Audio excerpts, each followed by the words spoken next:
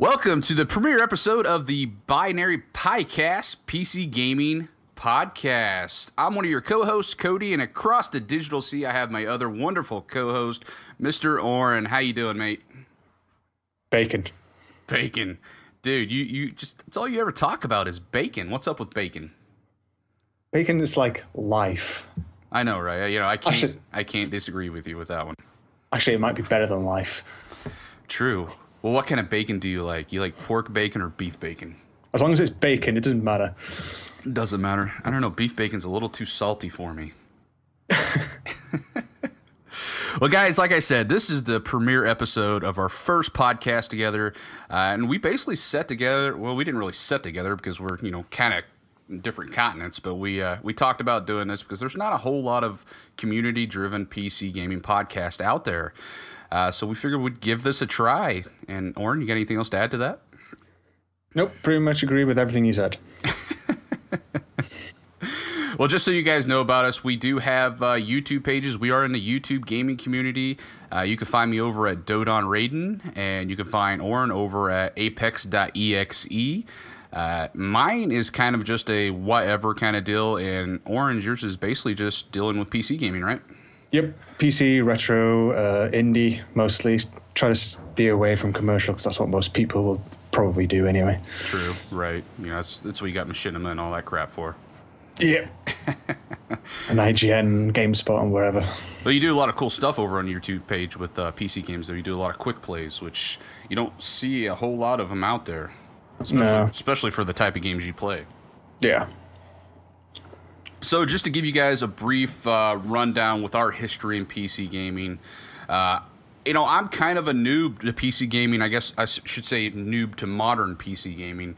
I spent the last good majority of the last 4 years kind of as a Mac OS X dependent boy.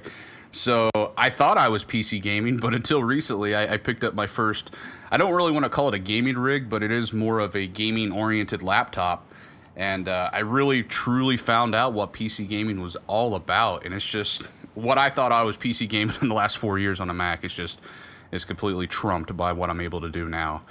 But kind of starting off, growing up, obviously in school and stuff like that, we had the IBM PCs, and we did a whole lot of the MS-DOS games, more so the QBasic games like Nibbles, Gorillas, and Donkey and stuff like that, which had a blast growing up. But it really, for me, wasn't until '96 when Diablo came out. That's when I truly became a PC gamer. Just the lore and everything behind that series, it just drew me in. And, the different connection types, you can actually connect to your friends via LAN or via, modem connections, stuff like that. It was just something that was unheard of back in the heyday, and that was just awesome for me. And, of course, after that, Warcraft was out, Warcraft 2 came out, you had StarCraft and all that came out. And I just really became a Blizzard fanboy, and that's really how my PC gaming career started off. I can't say much for myself with Blizzard. So if you want my address to murder me... No, it's all good, man. We're open to opinions. If you don't like Blizzard, that's cool. That's just what I grew up with, so that's what I know. Yeah, I can respect them. Absolutely, but they're just not for me. That's cool, man. I mean, of course, they're not for everybody. I mean, you see how many people just WoW and stuff like that. Those type of games aren't for everybody. No, that's the thing with personal preference. Exactly. You have fanboys and they want to murder you. Yeah, but I'm not like that kind of fanboy. It's just I really pretty much anything Blizzard comes out with, I'm gonna buy. I mean, that's the kind of fanboy I am. It's not that I'm a diehard fan where that's the only thing I'm gonna play, and if you don't like it, tough shit. I'm not that kind of guy, but I love what they do. Sounds like me with Valve. Yeah, I'm slowly becoming a very big Valve fanboy myself. I love Valve. Since Half-Life. Oh, yes. See, I still haven't played the Half-Life games. I have them, but I haven't played them. So I've got to get on that because, the whole PC gaming community with all the mods and stuff with Half-Life 2, it's ridiculous. Yeah. Please get on that. I'm going to try to. It's one of the greatest series you'll probably play. That's what people keep telling me, man. I'm just going to have to do it. I'm just going to have to set time aside and play some Half-Life games. Yes. Now, do you recommend doing like the full campaigns and stuff like that? I mean, is that like legitimate, or should I just like jump into some of the mods and stuff like that? Do the campaigns first, then get on the mods. Gotcha.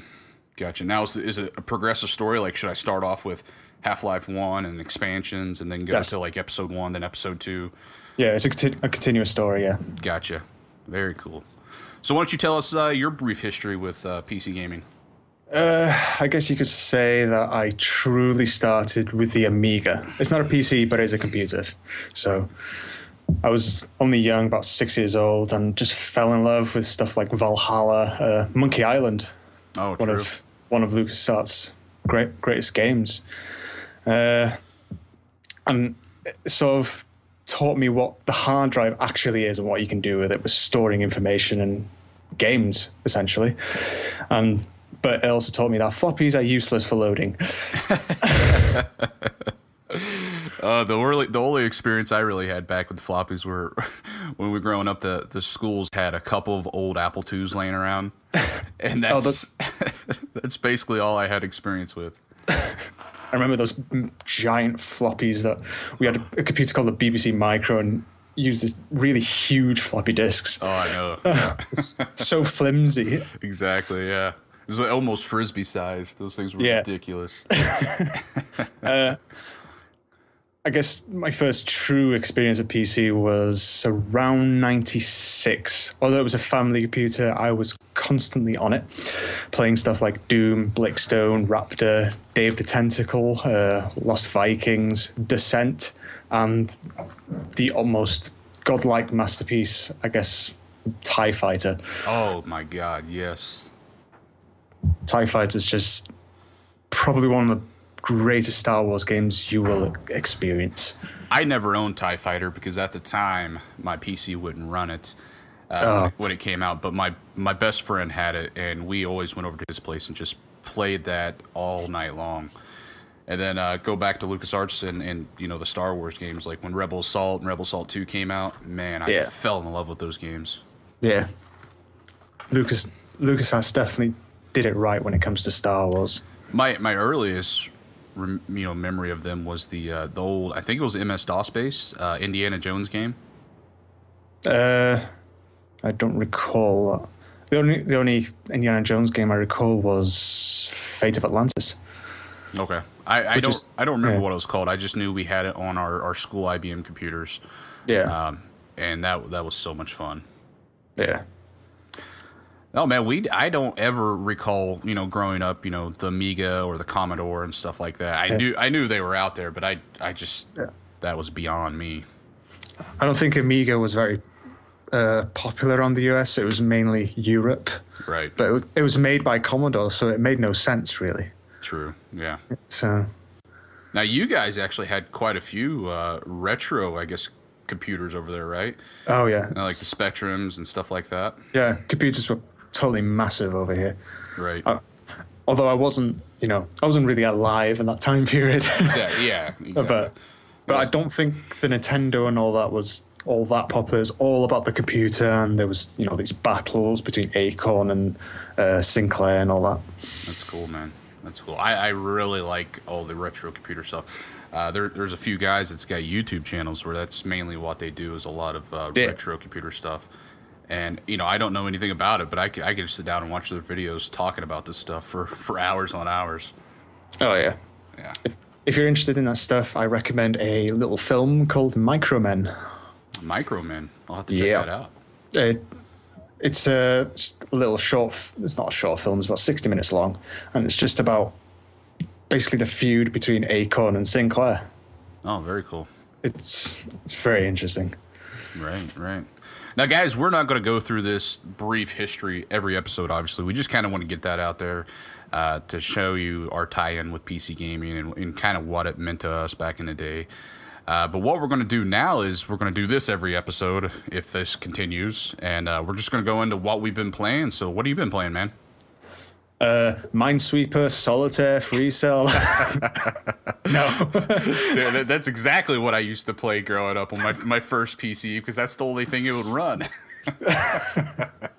No, what I've actually been playing is I got into the campaign for Modern Warfare 2, which I thank you for that free copy. Yeah, anytime. I still have to do it myself. I've been away from Call of Duty for like 4 years or so. I had this whole thing where I was like, oh, Call of Duty's stupid because Activision is, I was on that sort of bandwagon, and then I realized, well, they're making money, so what the hell am I talking about? Exactly. I mean, yeah, I'm kind of on that bandwagon too, but I enjoy the game, so I do it anyhow. So yeah, as I was playing the campaign, I realized, yeah, I know why I enjoyed Call of Duty now.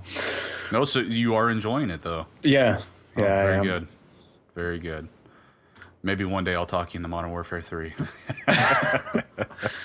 Money. Oh, I know, man, I know. Maybe one. Well, Steam will have it on sale one day. Give it a few years. It may be $5 on Amazon or something. Give it a few months, I'd say. I don't know, man. Activision's pretty hardcore about like their Call of Duty stuff. I mean, hell, like Modern Warfare 1, the first one's still like $20 or something like that. Normal. It's like, come on, guys. That game's old now. Yeah, that's very true. We'll have to hit that up though. Do some of the Spec Ops on it. Yeah, I've had to go with some of it. It's pretty good actually. It's quite fun. I actually played my first Spec Ops the other night with my my brother-in-law on Modern Warfare 3, and I really enjoyed it. I didn't know what to expect from it, so we'll have to try that out on 2. I wasn't expecting that. When you first load it, you get a little pop-up saying one of the missions could be offensive to you. It's like, okay. Yeah. Yep. I remember that. And then I played it, and I realized, I could see why people are offended, but at the same time, how is it any different if you were in, say, shooting the public in Africa or whatever? Yeah. I don't know. I think it was just since they're so big and the Call of Duty franchise is such a huge name in the gaming, I think they just put that in there to kind of cover their ass. Yeah. Give people the option. Yeah. It's probably Activision's like, Right. But as an aesthetic, I thought it was very interesting going through that type of thing. Right. Exactly. Rather than being the good guy all the time, for example. You got to see the eyes of the terrorist. Yep. I've also been playing Dear Esther. That came out, played that last week, actually. Tell us about Dear Esther. Right. Whether you can classify it as a game is up to you. It's not very long, but for me, it was a great experience. Basically, you're just exploring this island, and you hear this narrator telling a story, basically, through letters. The letters are sort of triggered as you explore the island further, and you come to grasp of some of the characters involved in those letters. And at first, you don't even know who you are. That's one of the interesting things I thought of. In my interpretation, I thought the ghost, or who you're playing, is Esther, basically. Okay. But it's that sort of story where you're going to have a different interpretation. It's sort of an art sort of thing. Right. So if some academic's going to come up to you and say, video games aren't art, you shove that in their faces. Right. No, I gotta ask. I've heard a lot of great stuff about this, but is there actually any interactions that you do? Like, do you partake in is it kind of like a point and click adventure, or are you literally just like walking around? Right. You do walk around. It's not point and click, but you don't actually interact with anything. It's about the exploration, it's about listening to the narration, and it's about just looking at the wonderful aesthetics of the island. The game is gorgeous. Very cool. Very cool. I've been really interested in it. And just to go back a little history, this was initially a Half-Life 2 mod, right? Yep. That's pretty cool. Once I heard about the mod beforehand, but then I realized they were doing a remake, and then they're putting up the graphics and so forth. And I thought, do I want to play the mod right now, or do I want to first experience it when they get their true interpretation of it? Yeah, and I looked at comparison screenshots from it, and obviously, being a Half-Life 2 mod, it's a little bit older, running on a different engine and stuff like that. But the actual solo release of it looks fantastic from the screenshots. Oh, yeah. I mean, it looks beautiful. Yeah, you don't have to worry about frame rates with this. Just put it up all the way to the top, even if you get like 20 frames, and just go through it. Right. That's cool. It's a stunning game, and so is the music. It's fantastic. It goes with the story and the island so well. Yeah, sadly, I mean, it's also, I mean, a lot of people are praising it, but a lot of people are giving it some flack too, because they're saying, oh, well, you know, this really isn't a video game. Yeah. But from what I understand, man, they made a buku money within like 6 hours. Like they sold like 16,000 units of this on Steam. 5.5 hours, and it was profitable already. Yeah, that's saying something. Yeah, that one thing people are gonna think about is it is sort of expensive. It is an hour and a half, but think of it as this: it's about quality, not quantity. Exactly. Now, the developers behind this, do they have anything else out there? No, apart from the mod, that's it. Cool. Like I did no research on that whatsoever, but that's cool, man. Yeah, I've also been playing Realm of the Mad God. It's been out on web browsers for ages, but it's just got released in Steam, so I decided I'm going to jump back on that. I'm just so addicted. It's not good. Tell me about this, because I know nothing about it. Yeah, so it's a cross between an RPG, a shoot 'em up, and an action game. It's basically an action shoot 'em up RPG, if you want to say it. Oh my god, that sounds like heaven. That sounds amazing. So it's fantasy based, so you got your wizards and your knights and stuff like that, but it doesn't matter which profession you take, you're always going to shoot projectiles, but different ones have, you know, different damage. But if, for example, if you're a wizard, you get 3 projectiles, or if you're a rogue, you get 1 projectile. It's short, but it's powerful, and they all have different special abilities. Essentially, it's very fast paced, so you can see it as a bullet hell if you want to, because it gets mad, and it's online as well. And if you're going to go into this, I encourage you to follow people, because it's just madness. If you die, your character's dead forever, and you have to start all over again. Oh wow, wow! So it's pretty hardcore then. Yeah, it's roguelike, and the basic premise of the game is to obviously kill as many monsters as you can, but you need to kill the main guy, Oryx, and once he's dead, the whole map changes. Wow. And you just start all over again, but you keep your character, obviously.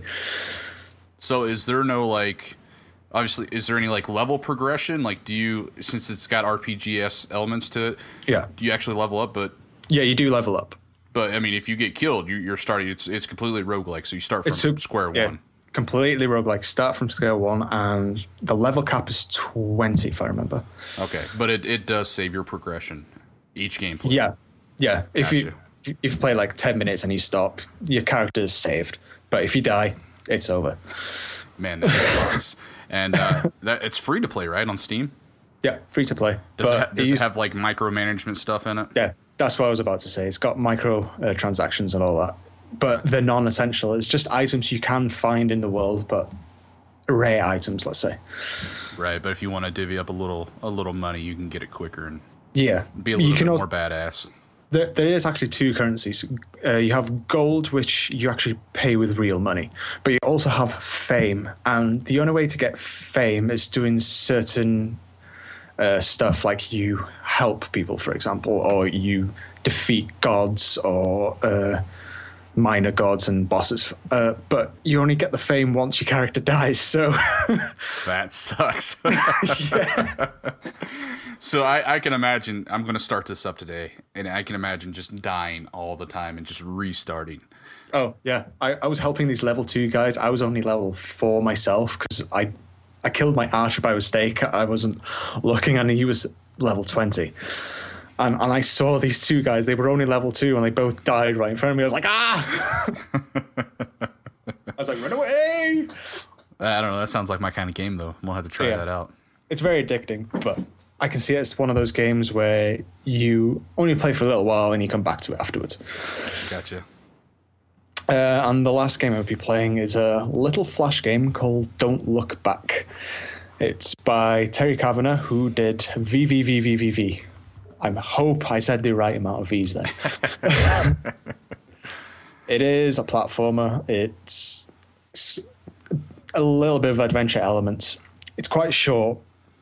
You just go through the campaign as you would, but as you get to the end, if I remember, you get this angel, but you can't look back. So all you can do is move forward.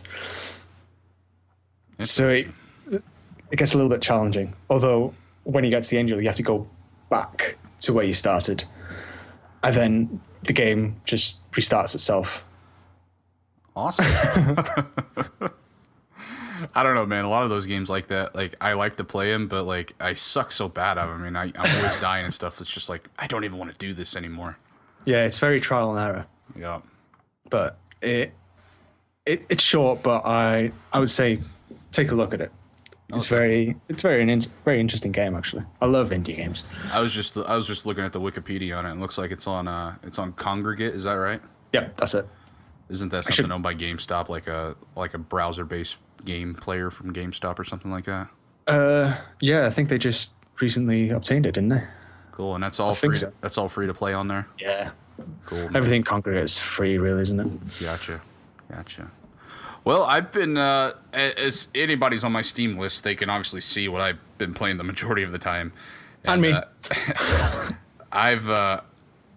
Mostly I've been putting a lot of time into Modern Warfare 3, Call of Duty. I'm really enjoying that game. And like I told a lot of people, a lot of friends of mine on my list, that I've played all the Call of Duties, from the original. Then I got, obviously, on the console versions when Call of Duty 2 came out. Yeah. And I played a lot of them, but I never really did get sucked into the online gaming part of it. Yeah.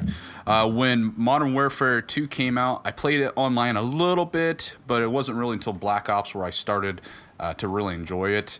But I still suck so bad that I never really did get past like level 24 or something like that. But when this game came out, I don't know why, man. I just got completely sucked into it. And I've basically been addicted to it. I don't know if I want to put that out to the community or not, but I am addicted to Call of Duty. And I'm really enjoying it, and it's cool. I've been putting a lot of time into it, leveling up, and I really think it is because they added the 2 new game modes to it. Kill Confirmed, which takes Team Deathmatch and just puts a whole new layer of coolness to it, and basically in the fact that you have to add a little bit of strategy to your gameplay. It's not just run and gun and kill people. You actually have a little strategy where you have to go around and pick up dog tags, and you have to know when you're going to pick them up so you're not being pot-shotted from some camper and stuff like that. And then they also have the other one where it's basically it's like a variant of Capture the Flag. It's called Team Defender. You're not going from point A to point B to actually capture the flag, but you guys start off like Team Deathmatch, and whoever gets killed first drops the flag. So, and then you pick up the flag, and however long you hold it, each player that gets a kill gets double points. So you get double points, and then whoever's holding the flag gets 20 assistant points for each kill on your team as well. So they added those 2 game modes to it, and that's basically all I've been playing. I haven't been playing any of the standard Call of Duty game modes. So that may be why once that kind of starts wearing thin and I get old with that, I might start getting bored with it. But like I spoke earlier, I just started playing Spec Ops last night with my brother-in-law, and that's the first time I actually got into Spec Ops, which is cool because it's a new take on co-op with a first-person shooter type game, and it's not the fact that you're actually going through the campaign and co-oping, but they've got different nodes and levels. They take different segments out of the campaign, and they let you do different things with it. Like, for instance, through the campaign of Modern Warfare 2, or 3, I'm sorry, and it's a bit of a spoiler alert, but there's one point where you're actually having to save a president's daughter from the terrorists. And it's kind of cool in the Spec Ops version of that, you actually get to play the terrorist, and you actually have to go capture the president's daughter. So they take some things like that, and they put different spins on it and kind of let you see the other side of it, which is pretty cool. And then they also have a survivor mode in it, which is basically your standard waves. You have a buttload of enemies coming out in different waves, which is always fun, especially if you're playing with friends and stuff like that. But yeah, I've been putting most of my time into that. But I also picked up Gotham City Imposters, which I'm kind of tiffed about because this game has a lot of promise to it. And it's one of those games that adds a lot of fun elements to it. And the best way I can explain it is taking Call of Duty gameplay and mixing it up with Team Fortress 2. Yeah. That's the best way I can actually explain the game. You got all these cool gadgets and stuff like that. You got these really cool, fun-looking character type tunes like you get with Team Fortress 2. And it is team-place gameplay. You do have team deathmatch, and you got different game modes, but it's basically team-based gameplay. But this game is so bug-ridden that it's ridiculous. Like, I had such high hopes for this game when it came out. But, like, the other night, I spent 20 minutes just trying to get into a game until I just got pissed off and logged off and went back to Call of Duty. I mean, it's just ridiculous. They know, I mean, fortunately, they know that it has all these bugs. And I guess last night they were supposed to release an update for it, which I haven't tried out yet. But it's just ridiculous. I mean, it's stuff that you would expected from a first-person shooter maybe 10 years ago. Some of this stuff going on, but in this day and age, it's like you guys should have had this fixed before you released it. Yeah. And I heard they had technical problems. Yeah, it's obvious they have a shit ton of technical problems. I mean, this is Monolith. They should have got this shit sorted at first, really. I know, and the game looks good. It looks really good. This is my first experience with games for Windows, though. And I gotta say, I'm not impressed at all. I wish this and it's cool because it does have the Steam overlay, so I still get that functioning to it. But everything else, the messaging system built into it, getting into games and stuff like that, it's all games for Windows, and I'm not satisfied with that. It's cool that I get the achievements on my Xbox Live Gamer score, I guess. I don't really care about achievement points, though. I would much prefer to have Steam achievements, which you don't get with this game. No. So I don't know. Once they get the bugs fixed, I'm going to be more than happy to get in and actually play it more, because when you actually do get into a game, it's a blast, especially if you're playing with people you know. But yeah, I don't know. Right now, it's pretty low on my list of actually games I wanted to play. But I think it will be enjoyable once they're supposed to come out with a big update in March, sometime next month. And they're supposed to throw some free DLC your way and stuff. But it's crazy, man. It's got like your level cap is like level 1,000 or something like, or 100 or something Holy like hell. that. Yeah, it's something ridiculous, and it takes forever, which is cool. I mean, that obviously allows the longevity of the gameplay to be there, and hopefully it'll hold your interest that long. Yeah. But until they get it fixed, I mean, it's definitely on the bottom of my list. Last night, though, I had a lot of fun with this, and I've had it for a while, and I know you sent me a copy of it as well, Killing Floor. Yeah. And I did a co-op thing last night with, again, my brother-in-law and Adam Agro of the YouTube gaming community, and we did a live stream of that last night on Twitch TV, and I was a complete noob to it. I sucked at it, but I had a blast with it, and it wasn't really what I expected. But it's cool. It's very, I don't know. I hate very arena based. Yeah, exactly. It's very, I don't want to say Quake-ish, or anything like that. But it's cool, man. I really enjoyed it, and you have to stick with your teammates, because if you go on the wild and you're a run and gunner by yourself, you will get your ass slaughtered. You are a goner. Yep. But I had a lot of fun with that. And then the last game I've been putting some time into is a game that you introduced me to, and that is Tribes Ascend. This game's kind of over the top for me. It's ridiculous. Like, it's so fast paced, which I like. But half the time I don't even know what's going on. Like, I spend more time just like flying around and skiing. And I think a majority of the people do that too, because that's all you want to do. Yeah, because you see a lot of people just skiing around and flying and stuff. As far as like accuracy with my shooting and stuff, it's kind of not there. Like, I'm aiming at these people and stuff, and I'm not getting anything. No, it's so hard to kill people on it. Yeah, and it's one of those things that, and I don't understand. When you actually have to, I don't know if you know this, if you've put a whole lot of time into it, but do you get like speed boost or anything like that once you have the flag? Not that I remember. Because, man, I tell you what, I'll be on the tail of somebody, and then as soon as they grab the flag, they just like fly way past me, and it's so hard to catch up to them. Of course, I just don't know what I'm doing in a game, but I'm enjoying it. It's pretty fun. Yeah, I think it's because they kept their momentum. I think. Oh, true. That's what it is with skiing. You have to keep your momentum, or you're probably a goner. Right. It's pretty cool though. I'm excited. So this is how. Do you know how long this has been in kind of this open beta? I don't remember, if I'm honest. Okay, I don't know if it's one of those things. It seems like one of those games that they want to do a lot with, but I don't know if it will actually progress past much of an actual beta phase. Yeah. But yeah, it's pretty cool. I definitely recommend anybody that can get into it, check it out because it's a blast. Yeah, if you can get in. Yeah, if you can get in. But that's basically all I've been playing. Yeah. On the PC at least. Your life is currently Call of Duty. Call of Duty. I don't know. It's been slowing down. I'm one that well, just like anybody who deals with Steam and the Steam sales, I've got a ridiculous backlog on my computer that I really want to start getting into. Yep, so same here. I think I'm gonna take a break. I hit my goal. I wanted to prestige, and this was the first game that I actually prestiged in. So I hit my goal. So I think I can put it to rest for a little while. You know, hop on. I clap to you. Hop on once or twice a week and play a couple rounds. But I think I'm ready to move on to something else.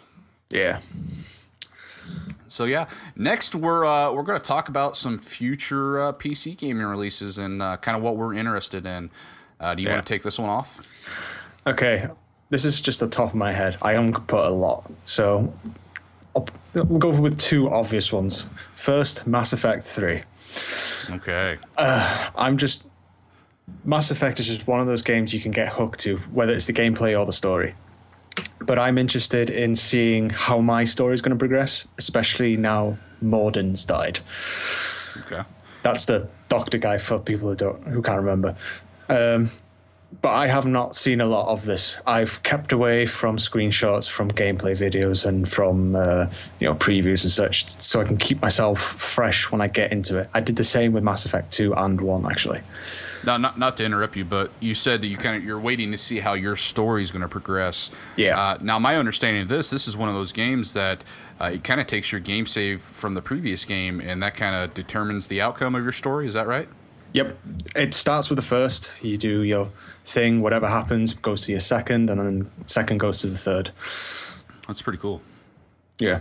So if, for example, if I remember, in Mass Effect 2, Rex becomes like a leader of a clan, for example, and I kept him alive in one, which is a good thing because I could progress easily. But I think if he died, it would be a little bit more challenging. I could be wrong on that though. I only know in my perspective where he was alive. Gotcha. No, I have not played the Mass Effect games, but I did just purchase them a couple weeks ago. So, yeah. Obviously with the anticipation of Mass Effect 3 coming up next month, I decided to go ahead and pick those up because, Amazon had them on sale for $5 a pop. For $5, you can't hardly pass up something like that. So gotta love the sales. Yeah, that's one of the games that I really wanted to start playing because with all the hype and stuff coming up for Mass Effect 3, why not? Yeah. I encourage you to get into them in order. In order. In order. And play it truthfully. What do you mean by truthfully? Well, play it as you would if you were Shepard, basically. Okay. In real life. Gotcha. Now, see, I was big into Mass Effect before it was initially released on the first game. They came out with a book that kind of gave you a prequel to the story and stuff like that. And I read the book, and I was just like so engrossed with the story. And then when I picked it up day one on the Xbox 360, I absolutely hated the controls. I put about an hour into it, and I said, "Fuck this," and I traded it in because the controls were absolutely shit with the Xbox controller. Yeah, it's not too bad on PC. So yeah, I was kind of hoping that it would rekindle my love for the storyline, because really that's what got me into it was the storyline. Yeah. I'm hoping keyboard and mouse will be a little bit better. That's the strongest thing about Mass Effect. It's the story, definitely, and the universe actually in general.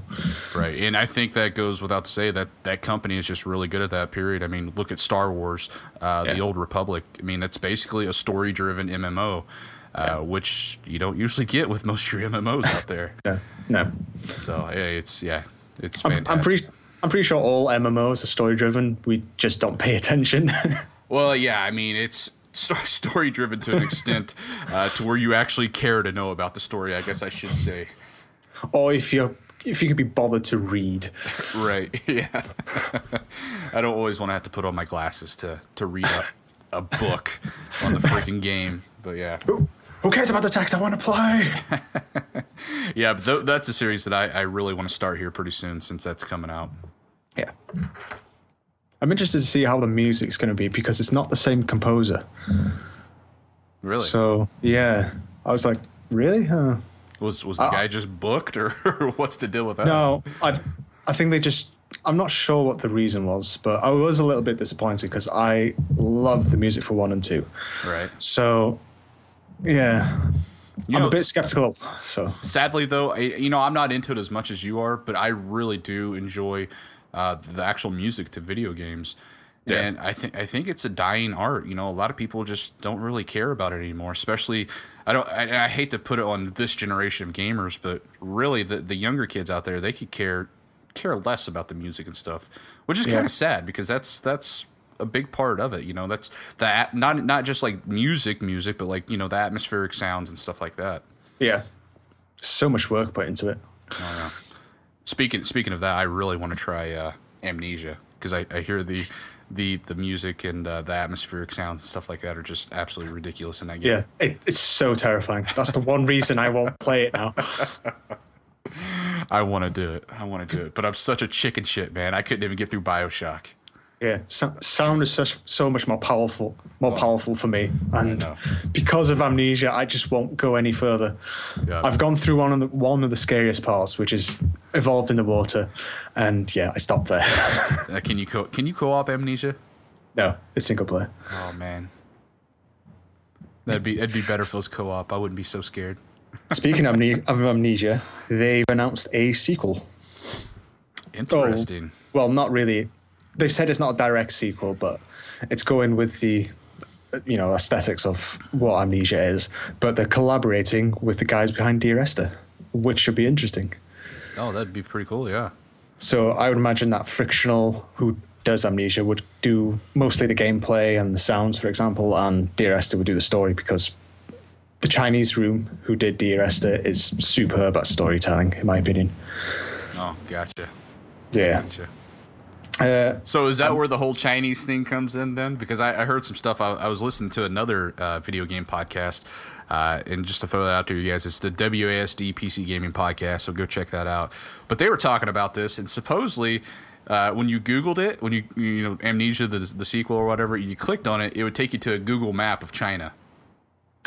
Did you see anything about that at all? Yeah, I saw that.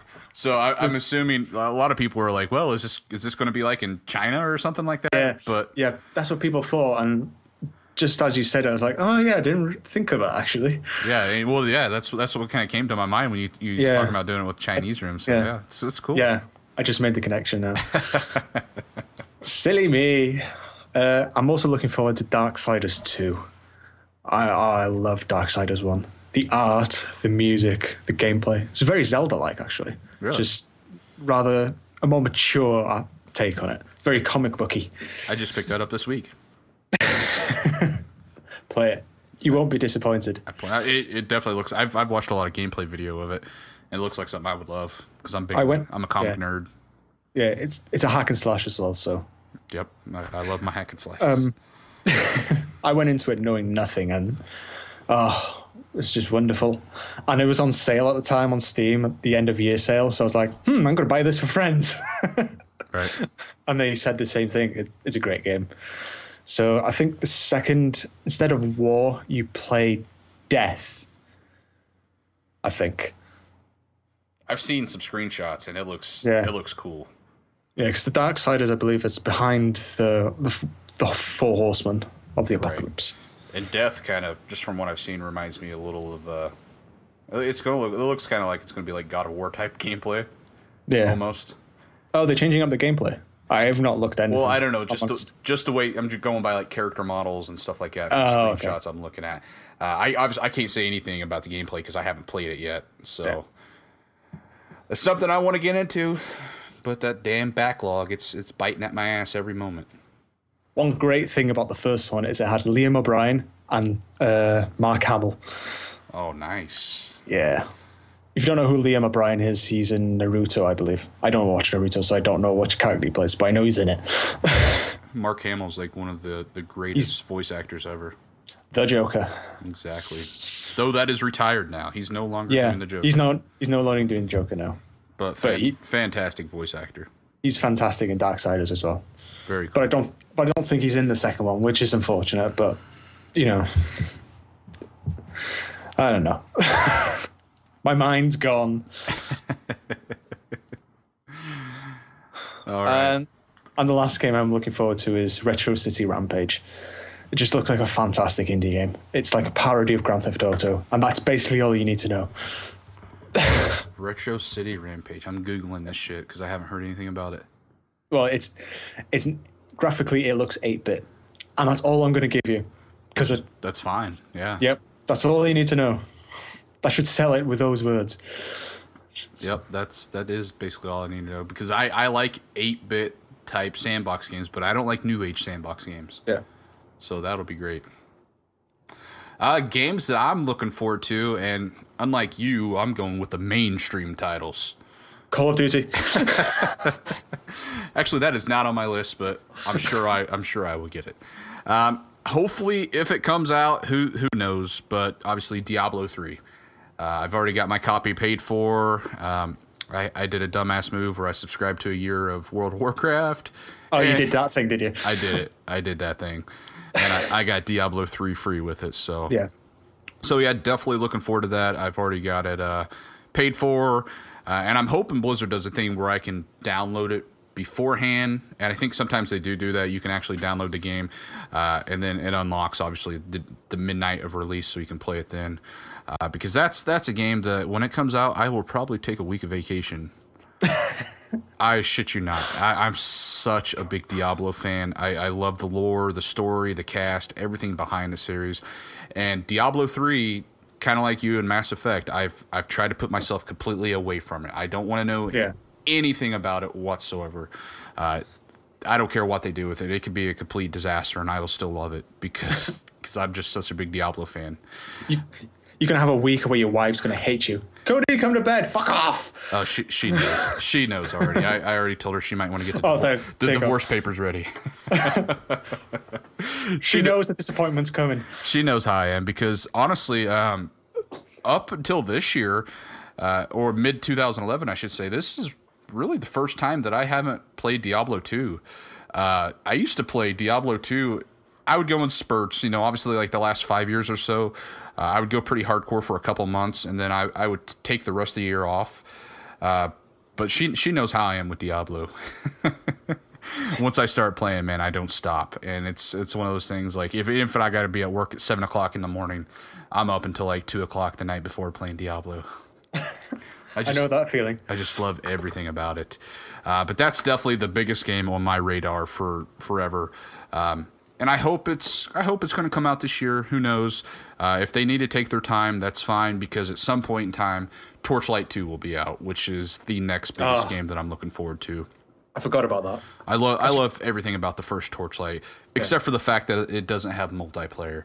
Yeah. And it's one of those, it doesn't need multiplayer, but that's one of those type of games. I mean, it's a hack and slash Diablo clone. Multiplayer is where it's at, and it's just so much fun.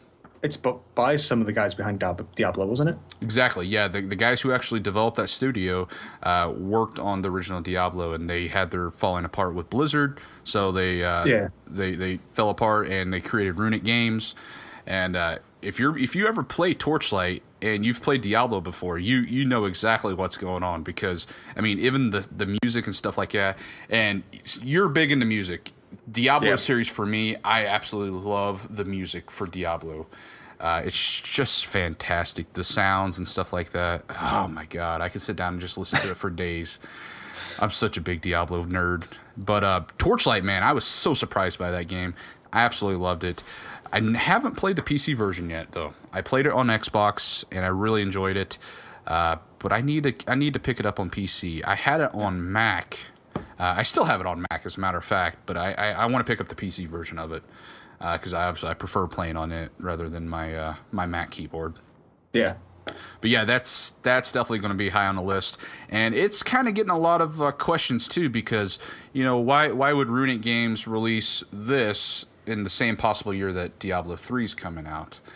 They could be setting themselves up for disaster, but the great thing about this series is it's a release budget title. I mean, they're going to release this game out like $20-25 most likely, and it's going to have a lot of in-depth stuff to it. They're adding multiplayer this time around, so I mean, you're going to have basically everything you'd have in Diablo. Without all the bullshit that Blizzard puts in there, like the marketplace and all that crap that I don't even want to talk about. But it's going to be there, and it's going to be a cheap budget title. And I really like what they did with the graphical overhaul of the Torchlight series compared to like Diablo 2, for instance. Yeah. They gave it a real cartoony look to it, and it really fit the game. I mean, it looked fantastic. Yeah. So yeah, I love Torchlight, but I don't like Blizzard. Doesn't add up, does it? Well, it's not made by Blizzard, so you're more than welcome to like it. The guys that made it don't like Blizzard either, so. We went there. We've been there. So the last game that I'm really looking forward to, and I can't really say the last game because there's so many games coming out, but this is a real big one, and that's Borderlands 2. Oh, yeah. I haven't played Borderlands on the PC yet, but I played it on PS3, and I just absolutely fell in love with it. And if you guys don't know what Borderlands is, I feel sorry for you, because it's a fantastic first-person shooter with a lot of RPG-esque elements to it. It's definitely a lot different than like Call of Duty and stuff like that. It's more or less an RPG with a bunch of, and I don't even want to say tacked on, because the first person shooter elements in that series are great. Unlike, for instance, Fallout 3. I feel like the shooting elements in that game were just completely tacked on. I don't like the shooting combat in the Fallout 3 series. And I think that's really what turned me off with Mass Effect, but I'm hoping that can change that on the PC, because the shooting and combat in that game I didn't like either.